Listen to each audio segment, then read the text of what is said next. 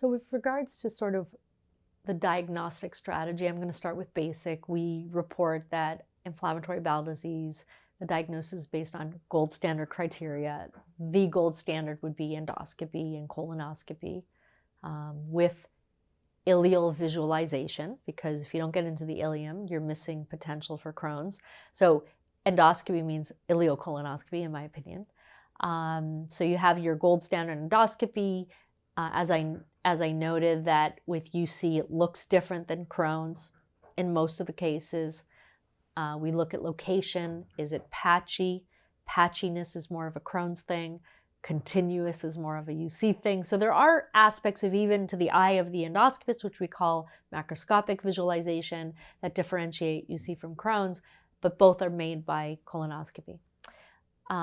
The other part of the standard would be radiologic, such that if you couldn't get into the ileum for some reason because it was narrowed or you couldn't find it at the time of the endoscopy, then you do imaging to look at the small bowel. And the gold standard now is cross-sectional imaging, which involves either a CT enterography or a MR enterography.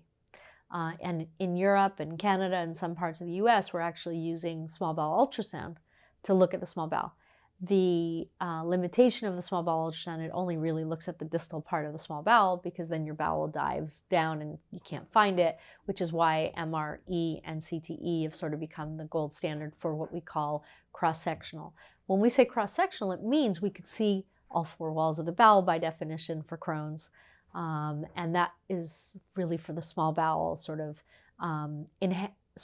adding to the diagnostic yield. So in Crohn's patient, we can see how long the segment is. With our scope, we can only get up a certain amount of centimeters because our scope is only so long. But imaging can help literally, like from the stomach down to the down. So that enhances our diagnostic yield. Histopathology, which means the biopsies. There are some findings in biopsies that differentiate UC from Crohn's. The most notorious one is called granulomas, non-necrotizing granulomas. We often worship the granuloma because when we do see it, we're like, yeah, this is Crohn's.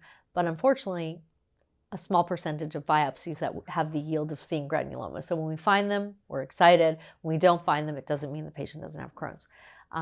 So those are the things we sort of look for, is chronicity on the biopsies, not just acute, because acute could be infection only. So we look for acute and chronic changes on the biopsies. And in terms of, and clinical symptoms, which we've described sort of what differentiates UC from Crohn's and where the disease can be located. In terms of biomarkers, it's a very hot topic right now.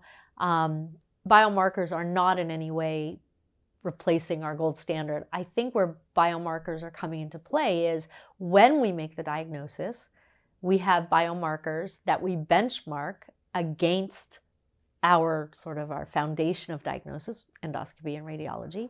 For example, fecal biomarkers. Fecal calprotectin is a very hot topic in terms of, can we look at whether inflammatory mediators, in a sense, in the stool, representing the mucosal integrity, can we use that not for diagnosis, sometimes for differential diagnosis between functional and inflammatory diseases, but you make that based on your scope, because you're not going to say, oh, you don't have IBD based on a stool marker.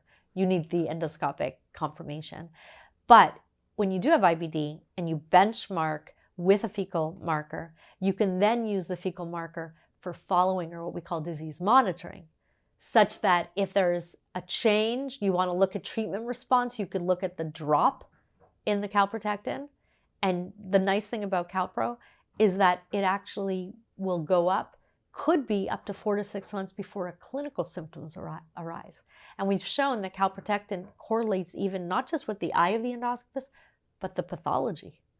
So even in patients who looked good to the eye of the endoscopist, but still have inflammation under the microscope, the calprotectin will be elevated as a reflection of that, which is really interesting because in UC in particular, we're heading towards histologic healing, where we're actually getting normalization of the mucosa under the microscope. That's how good our drugs could be, which is pretty spectacular. It's been shown that even when the scope looks good, but the pathology is abnormal, it could also predict flare. So we're getting really deep. I guess the next level would be molecular remission, which we're not going to talk about because we're not there yet in terms of biomarkers. And the other biomarker is classic is CRP, or C-reactive protein, which we follow probably more so in Crohn's than UC, because again, if UC is only the mucosa and they have really high CRP, that's troubling, because either they have an infection or their disease is starting to actually more become even transmural, and that means the patient is sick. So CRP in a UC patient is a marker, I think, of severity. In Crohn's disease, a significant number of patients have CRP that's elevated, and just like the fecal marker, we look for a drop in the CRP as a response to treatment. The only problem with CRP is about a third of patients may not even mount CRP genetically, so it's complicated. That's why we don't rely on biomarkers only for diagnosis. And perhaps we shouldn't be making treatment decisions based on biomarkers alone, because their predictive value is not 100%. There's a future of biomarkers in the blood that people are interested in, or biomarkers in the mucosa itself, meaning looking at gene expression to be able to look for using those biomarkers to tell you which treatment a patient should get. Because we have a lot of toys in our toy box, but we're not so sure how to use all of them, and which sequence of therapy is important for patients may be tied more to biomarkers than its role as diagnosis.